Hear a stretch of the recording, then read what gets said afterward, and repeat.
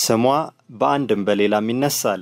69 ሚሊዮን ዜጎች ያላትም ሀገር ናት። በማያልቁ መልካም ነገሮች የተሞላች ብትሆንም ገጽታዋን መጥፎ ጥላሸት የሚቀባ አንድ እንከን አለባት። የሴክስ ቱሪዝም። የሀገሪቱ መዲና ባንኮክ በቅንጡ ሞሎቿና በሕክምና ቱሪዝም የምትታወቅ የታይላንድ ከተማ ብትሆንም በየትኛውም የዓለም ክፍል እንዳለው ሁሉ ባንኮክና አብዛኛው የሀገሪቱ ከተሞች የሴተኛ አዳሪዎች ይገኛሉ። ሆኖም ከታይላንድ አልፎ በመላው ዓለም በሴክስ ቱሪዝም ማዕከልነቷ የምትታወቅና 80% ገቢዋን ከቱሪዝም ሴክተር የምታገኝ ፓታያ ከባንኮክ በስተምስራቅ 170 ኪሎ ሜትር ርቀት የደቡብ ቻይና ባህር ዳርቻ ከተማ ናት። በዛሬው መሰናዷችን ነገሩን ከስሩ እንዲሉ ምን ስትሆን ይህች ከተማ ወደዚህ ዘርፍ ገባች የሚለውን እንመለከታለን። አብራችሁን ቆዩ። የታይላንድ የሴክስ ቱሪዝም እሳት ቢሆን ምድጃው ላይ የተጣደችው ደግሞ ፓታያ ከተማ ናት። ለእያንዳንዱ ችግሮች ምዕራባውያንን በተለይም አሜሪካን የሚወቅሱና የሴራ ትንታኔን በማሽጎድጎድ ችግራቸውን ማምለጫ አድርገው የሚጠቀሙ መኖራቸው እሙን ቢሆንም አሁን የምነግራችሁ እውነት ግን በመረጃ የተደገፈና በጥናት የተረጋገጠ ሀቅ ነው። በአጠቃላይ ታይላንድ በተለይም ደግሞ በእሳት የምትንቦጎቦገዋ ፓታያ ከተማ ጭራሽ አይታውም ሰምታውም ወደማታውቀው እሳት ተንደርድሮ መግባት ዋናው ተጠያቂ አሜሪካ ናት። ነገሩ መጀመሪያ በጎርጎሮሲያኑ 1955 ተጀምሮ ለ20 ቀናት የቆየው የአሜሪካና ቪየትናም ጦርነት ነው። አሜሪካ ከቪየትናም በነበራት ጦርነት ምክንያት በቪየትናም ዙሪያ ወደሚገኙ የአካባቢው ሀገራት ጦር መንደር ገንብታ ለውጊያ ከላከቻቸው ወታደሮች መካከል 50,000 የሚሆኑ ለመጀመሪያ ጊዜ ታይላንድ የደረሱት በጎርጎሮሲያኑ 1950ዎቹ መጨረሻ ነበር። ያኔ ፓታያ በደቡብ ቻይና ባህር ዳርቻ የምትገኝ ትንሽዬ የአሳ አስጋሪዎች መንደር ነበረች። በታይላንድ የሚገኙ የአሜሪካ ወታደሮች ከሰፈሩባቸው አካባቢዎች አንዱ ከዚህ መንደር ወጣ ብሎ በ45 ኪሎ ሜትር ርቀት ላይ ይገኛል። ሰኔ 29 ቀን በጎርጎሮሲያኑ 1959 የታይላንድን የሴክስ ቱሪዝም የመጀመሪያውን ክብሪት የለኮሱት የአሜሪካ የወታደሮች ቡድን የእረፍት ጊዜያቸውን ለማሳለፍ ወደ ፓታያ መጥተው አንድ ቤት ተከራዩ። ይህ የመጀመሪያው እንጂ የመጨረሻው አልሆነም። ከዚያ ጊዜ ጀምሮ ከአሜሪካ ወታደሮች አንደበት የማትለይ ዝናዋ የገነነ የመዝናኛ ከተማ ሆነች ፓታያ። በአካባቢው ለ16 ዓመታት የቆዩት እነዚህ የአሜሪካ ወታደሮች በእረፍት ቀናቸው ደሃ የታይላንድ ዜጎችን አይተው የማያውቁትን ከፍተኛ ገንዘብ እያማለሉ ወደ ፓታያ በመውሰድ አብረዋቸው መዋልና ማደር ጀመሩ።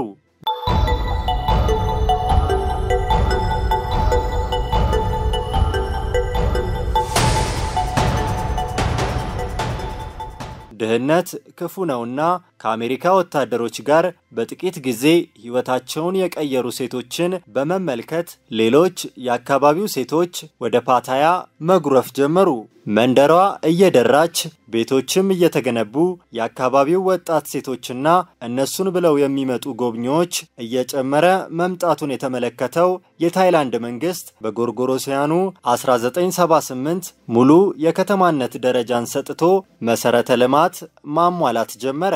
አንድ የተለኮሰ እሳት በጊዜው ካልተቆጣጠርነው ከአካባቢው አልፎ ሀገርን ማቃጠሉ የተለመደ ነውና ከ60 ዓመታት በፊት በታይላንድ አንዲት የባህር ዳርቻ ጥቂት ስርዓት አልባ የአሜሪካ ወታደሮች የጫሩት እሳት ነዶና ተንቦግቦጎ ከጥቂቶች ልምድ አልፎ የታይላንድን ዓመታዊ ገቢ 12 በመቶ የሚሸፍን ኢንዱስትሪ ለመሆን በቃ።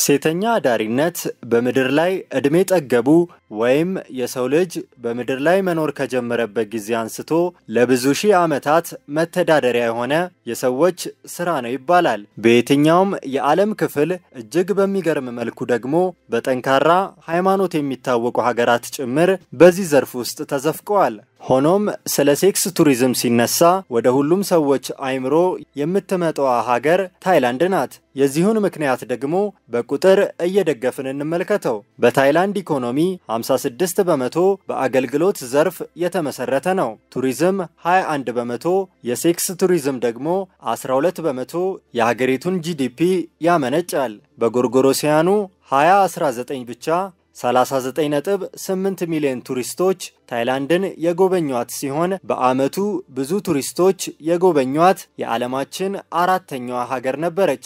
በአመቱ ከነዚህ መካከል 9.6 ሚሊዮን የሚሆኑት በቀጥታ ወደ ፓታያ ያመሩ ናቸው። ይህ ማለት ምን ፈልገው እንደሄዱ ምክንያቱ ግልጽ ነው። በታይላንድ በሴክስ ቱሪዝም የሚተዳደሩ ዜጎች ቁጥር በቀላል የሚገመት አይደለም። በሆቴል፣ በባርና ሬስቶራንት፣ በአስጎብኚ ድርጅቶችና መሰል ከቱሪዝም ጋር የሚገናኙ ዘርፎች ውስጥ የሚሰሩ ዜጎችን በሙሉ ብንተዋቸው በ2022 በወጣ መረጃ መሰረት ከ300,000 እስከ 2.8 ሚሊዮን የታይላንድ ሴቶች ህይወታቸውን የሚመሩት በዚሁ ስራ ነው። በተጨማሪም በዚሁ ዓመት በወጣ መረጃ መሰረት ወደዚች ከተማ በየዓመቱ 700,000 የሴክስ ቱሪስቶች ከመላው ዓለም ወደዚች ከተማ ይመጣሉ። የሚያሳዝነው ደግሞ 80 ከመቶ ይህንን ስራ የሚሰሩ ሴቶች ከገጠራማው የታይላንድ አካባቢ የሚመጡ ሲሆን አብዛኞቹ ደግሞ ቤተሰባቸውን ለማስተዳደር ሲሉ ወደዚህ ስራ የገቡ ናቸው። እንግዲህ የታይላንድ መንግስት ይህንን ዘርፍ ለማስቆም ሞከረ ማለት የነዚህን ሁሉ ሰዎች እንጀራ ዘጋ፣ 12 በመቶ የሚሆነውን የሀገሪቱን ገቢ አስቆመ ማለት ነው። ከርቀት ሆነን ለምንመለከት ለኛ በዚህ ዘርፍ የሚመጣው ገንዘብ ለምን ዘግተውት አይገላገሉም? በተግባር ውስጡ ላሉ ሰዎችና ኃላፊዎች ግን ውሳኔው ቀላል አይደለም።